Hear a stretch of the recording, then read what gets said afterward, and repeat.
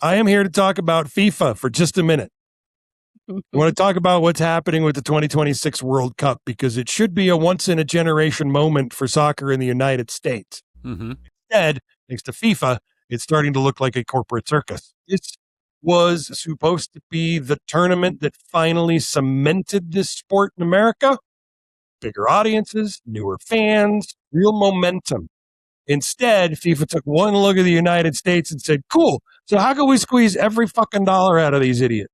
They expanded the tournament to 48 teams, not because the game needed it, because it most certainly did not, but because fans were asking for it. Because more teams means more matches, more broadcast deals, more sponsorship inventory, more money. And what that does is just dilute the product. The World Cup worked because it was elite. It meant something to qualify. Now it's kind of starting to feel like participation trophies on a global scale. And I say that looking at Italy. You guys blew it 3 in a row. 3 in a row! You've managed to not qualify. So it doesn't stop there. When you look at ticket pricing, hospitality packages, the way access is being structured, it's being built for corporations and VIP experiences and not for actual fans. The people who built the sport, who support it week in, week out, are getting screwed. They're getting priced out of the biggest event in the world. In a country where soccer is still growing, and that's not just greedy, it's entirely short-sighted. Because you don't grow a sport by making it inaccessible, you grow it by creating moments people can be a part of. And that's the bigger issue that it comes down to is trust. FIFA has a long, well-documented history of corruption scandals, backroom deals, and decisions that seem to prioritize profit over integrity.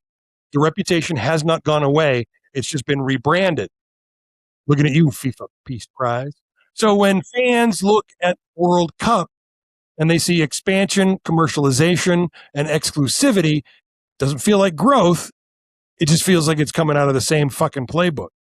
So this is why this matters specifically in the United States. Soccer here isn't like it's in Europe or in South America or in Africa.